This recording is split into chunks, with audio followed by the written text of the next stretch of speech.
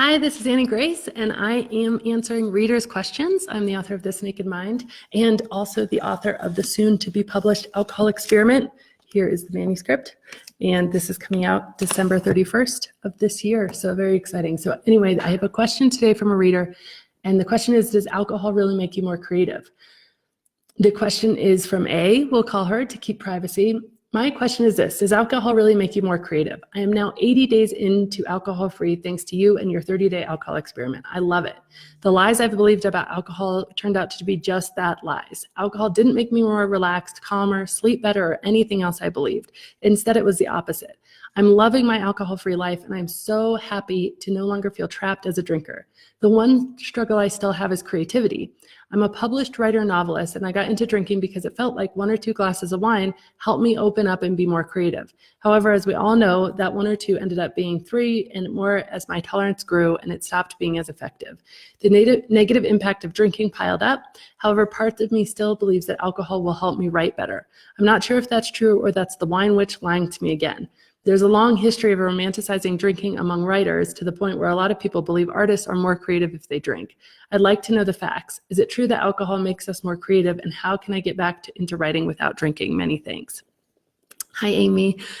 So this question is such a good question. First of all, let's look at it from the perspective of I actually had I always wanted to be a writer. The irony that I had this vision of myself in some cabin somewhere with my laptop and my glass of wine, and I was going to write novels, and it was going to be beautiful and glorious and all sorts of stuff. And so the irony of the fact that I am now a published author of almost 2 books, one and the second one coming, and they are about giving up alcohol is very, very funny. But the truth is that what happens inside the brain is certainly not that alcohol makes you more creative. There's absolutely no scientific basis for that. What alcohol does neurologically is it slows down your ability for your brain's cells to talk to each other. So it slows down your ability to receive information from your senses, and it slows down your ability to receive information from neurons inside your brain. So it slows down your thinking ability, both internally inside your brain and anything that your senses are receiving externally to get inside your brain. Those things slow down as you drink. But what also happens is your prefrontal cortex, which is the judgment part of your brain, the part of your brain that's saying, do this, do that, this is a good idea, this is a bad idea, is impaired, okay? Now, the judgment part of your brain, a lot of the judgment is good. It's keeping you making good decisions, but a lot of the judgment can also be based on fear. And one of the things we have as writers is fear. And fear can disguise itself as writer's block. We sit down and we feel like, oh, these ideas aren't good enough. And this judgment, this fear that this isn't going to be good enough, if that is impaired a little bit or turned off, all of a sudden the words start flowing because we feel more empowered and less inhibited around our writing. Our writing isn't better, but we write more because that judgment is turned off. And so that's where that whole link and correlation, and yes, the massively long history of being romanticized comes from. Here's the thing. You can absolutely turn off that judgmental voice, the voice that's telling you it's not good enough, or maybe you shouldn't, or maybe you need alcohol to write. You can turn that off in other ways. And by changing your mindset and changing your thinking and looking at that judgmental voice and saying, okay, thank you very much, but I'm going to write this. One of my favorite ways to do it from a writing perspective is to write for nobody but me. Promise myself that nobody's ever going to read what I write. I'm just going to get it out on paper. And then I go back and I read it and I'm like, you know what? I think I'm going to share that with somebody. And it's always the case. But when I go into it, if I ever think when I'm writing that I'm trying to write for someone else, boom, writer's block. But if I think, you know what? I'm not going to care at all. So I just very actively, very consciously turn off that judgment. And if sometimes I would do it like, I'm going to write this down and I'm going to tear it up and I'm going to throw it in the fire. And that's going to be okay with me. And I wouldn't end up tearing it up and throwing it in the fire. But if you are thinking that you're writing for an outcome or for someone else, it will really, really, really get difficult to write. And the thing is that all of that creativity is actually within you. There was a study done, and it's not specifically about writing, but I think it's really relevant. But it was about humor. And so it took people's reactions to jokes and the jokes that they were creating themselves, and it was done on comedians. And it went through and said, okay, are comedians funnier And do they write better jokes? So it is actually about writing.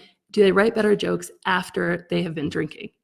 And across the board, the drinks that the comedians wrote when they were sober were funnier than the drinks that the comedians wrote after they'd been drinking. And the delivery of them without drinking was funnier than the delivery of them after alcohol. And the audience found them funnier, the sober audience, than the non-sober audience. Because again, we can get ruckus and we can get in the moment, but really, truly funny stuff is really, truly funny sober. And sometimes it's smart enough that you actually have to have all your wits about it to get it, because smart humor is really funny.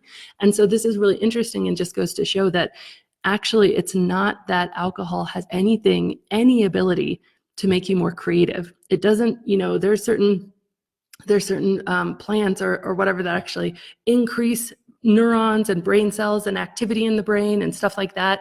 And so you could maybe make an argument for something like, I believe, psychedelic mushrooms. And I've seen a study that says that they actually increase, and I would not go writing on psychedelic mushrooms. You're not actually physically probably going to be able to write if you're just totally tripping and high. But there is some scientific evidence that they increase neural activity.